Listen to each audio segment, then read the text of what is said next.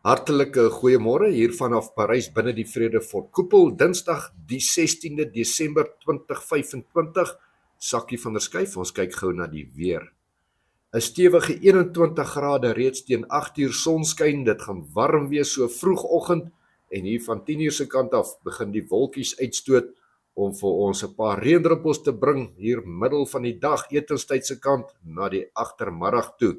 Die maksimum temperatuur vandag 25 grade Celsius teen 11 uur.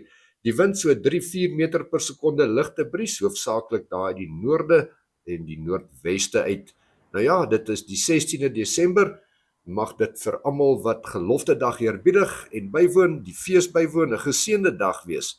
En goeiemôre vir jou, kragapie.